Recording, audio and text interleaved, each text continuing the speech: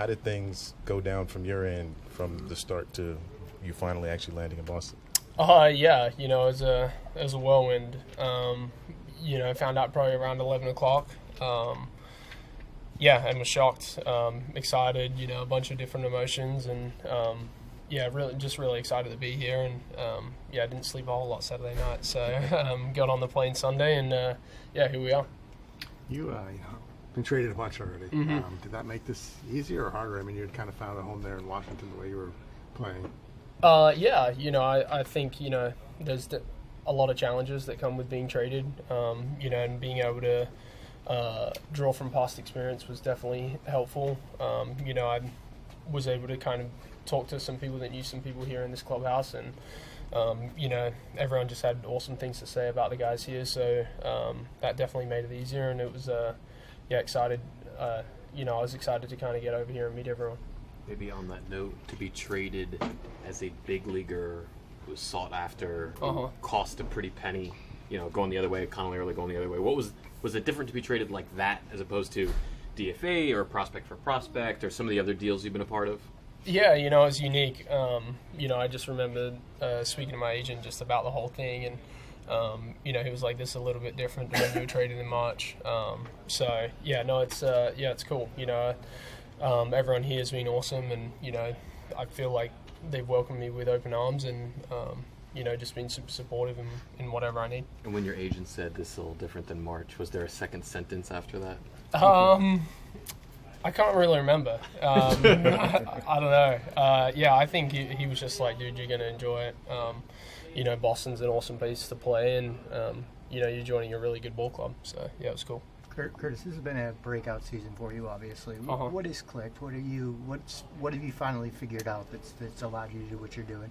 I think the main thing is just being consistent, with what I've been doing every day. I obviously had some struggles in the past and just tried to find that consistency. And, I kind of made a decision at the start of this year that I was just going to be consistent in what I did every day, and hopefully that allowed my performance to be a little bit more consistent, and so far it's worked pretty good, so hopefully continue on that train. And when you say that means pre-game routine? Yeah, pretty like much. That. Yeah, just, I think in the past in the cage, I've done a bunch of different things, and, I'd have a bad game and I'd try something new, and I just wound up with, me not feeling super comfortable in the box, and I've tried to be super consistent with what I do every day in the cage to prepare, and so that when I do step in the box, I'm feeling good about myself, and just can put all my focus on the ball. And when did you find this offensive setup? Like, this is a very different. Like, you've had some different stances and setups. Like,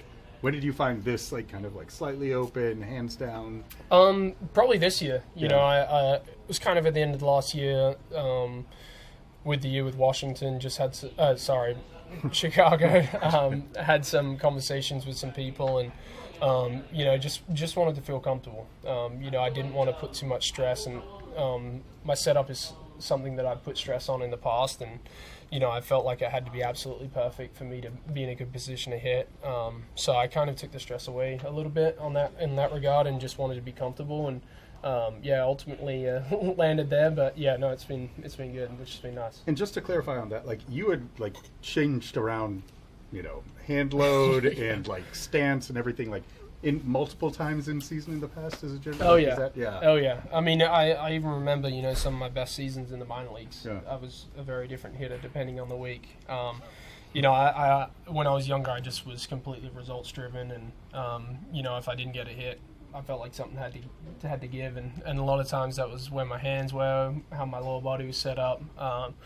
And it's a challenging way to live when you live like that. So, I just wanted to be consistent with my stance and my work, and it's been cool to kind of get some positive results from that. And in terms of where you're at now, like, it seems like a little closer to the plate, right? Like, so maybe easier to easier to get to pitches on the outer half and be able to do with them what you want. Like, less movement in the swing, and so you're able to get more time for swing decisions. Yeah. A little bit easier to get the contact point moved out. Is yeah, that a reasonable synopsis? Yeah, I think the main thing for me is just trying to keep it simple. I want to keep it short and simple. I'm trying to just stay out of my own way, keep it as compact as possible. Guys just seem to keep throwing harder and harder. So, I probably try to cut it down a little bit and just be a bit more direct with my swing. And, I don't want to go up there, feeling like I have to cheat to a good fastball. So, yeah, that's probably the basis of it. Defensively, I mean, you played mainly third base this year. How do you feel at second from the times you played there? And how do you feel about kind of just being thrown into the fire and starting there tonight? Yeah, excited. I think last year I played a lot more second than I did third, and earlier in the season in Washington, I had not regular playing time to start the year, I guess, and every day I would take a couple at third, I would take a couple at second, and some at first. So it's definitely a spot that I feel comfortable with, and yeah, just excited to kind of work at it and dial it in. As again, it's been a breakout season at the big league level, but how much did you know that this kind of level of performance was something that was in you, based on the minor league track that you had and things you had done in the past? Yeah, I obviously was reasonably disappointed with the short kind of stints that I'd got in the big leagues and how they went, but my belief, I guess, never really wavered, and I felt like if I got the opportunity to play more regularly, that my performance would be a little bit more consistent, and so yeah, it's kind of been cool to get that opportunity in Washington and make the most of it, and then ultimately end up in a place like this, which is pretty cool. You were obviously on your own club at the time and having your own season, but how aware were you of the turnaround that this group had been on? Pretty aware. I remember listening to something or someone talking about it, that Washington was actually basically the only 2 games that the Red Sox had lost in about the last month. So, we felt it when we came to Fenway. The place was buzzing. It's a really talented roster, and I don't think anyone's really surprised with the success the group's had. How do you feel hitting there in Fenway?